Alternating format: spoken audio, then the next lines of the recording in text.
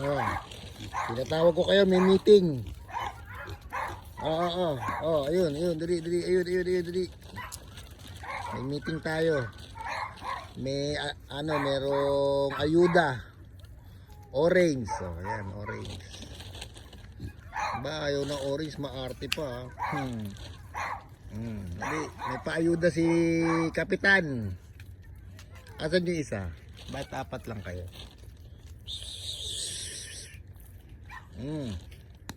Ito kayo. Ayan, dumadating na isa, maingay. Ayan, dali. Ayan, dali. Mansanas, saka apple. May paayuda si Kapitan, malapit na eleksyon.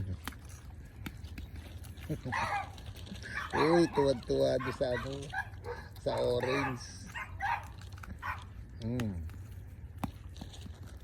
Dali, may paayuda si Kapitan.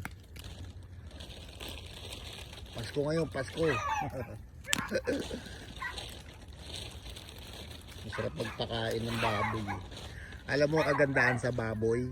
Hindi namimili ng pagkain. Kahit anong ipakain mo, kakainin yan. Hindi katulad ng aso, dapat dog food lang talaga. Mapakain mo lang ng alanganin, yari ka, hospital ka agad. Saan yung isa? Ayun. Pagkakain kasi tinatakbo nyo, hindi pa kayo tapos kumain eh. Dito lang kayo. Ano naman si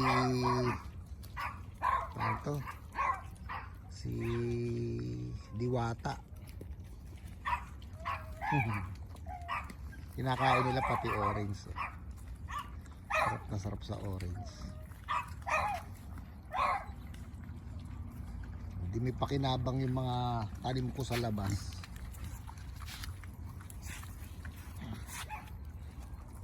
Oy, dito ka lang, dito. Ay, Diwata, dito ka lang. Huwag kang lumayo.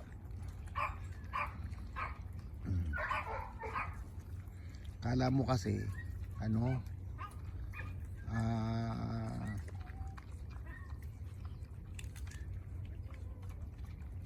akala mo kasi iniisip ni Diwata, aagawan siya kaya tumatakbo pagkakuha ng pagkain. Yan, orange.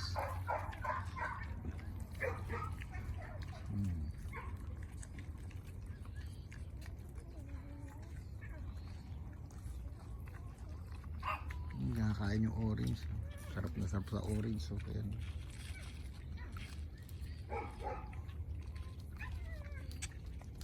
Tapos pakakawalan ko yung baka kasi yung baka umaga na. Sa umaga pinakakawalan ko yung mga baka.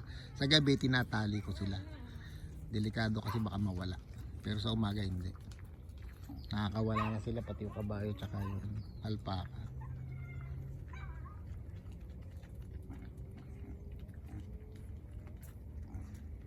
Kain lang, kain. Lakas nyo magkainan ah.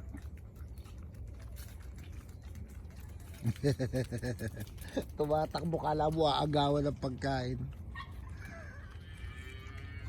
Ayun, tumatawag na yung baka.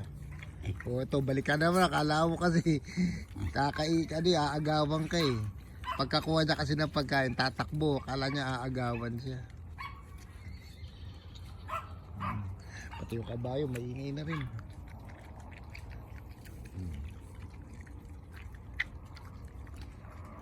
Sarap na sarap doon sa matamis kasi yung rito, yung orange. Kung hindi matamis yan, aayawan yan. Kaya kinakain nila yung orange eh. Takbo na naman si Diwata. Punta na naman sa kanto. Ay sus, mga swapang. Kala nila yung mag-aagawan. May vitamin C na kayo sa katawan. Actually, apple, marami yung apple na kinain nila. Balik na naman. Ay sus, akala mo kasi nanakawan eh. Ganyan ang mga ugali nila pagkakuha na ano aalis. Pero meron naman to si adobo, wala. Walang tinag yan. Pag nandyan yung pagkain, di niya lulubay hanggang di nauubos. Tsaka tong si si Bekang. Bekang, ang laki na. Siguro may 20 kilos na. Grabe kulay mo. Dati alagang-alaga kita. Halos makita ko lang marumi ka, ligo ka agad. Yan, wala na. Wala, balik sa pagkababoy.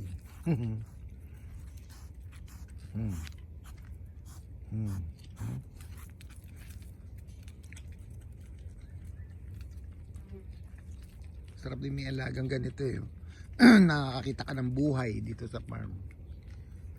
Kesa yung puro halaman lang na tanim.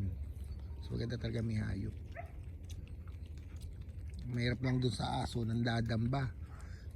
Tsaka tumatalon, baka wala.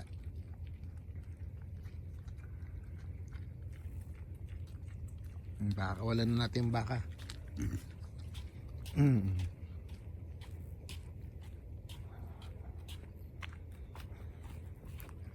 Baka wala ko na yung baka.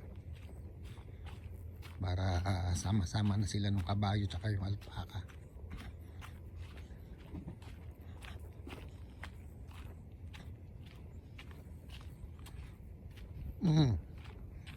Rito.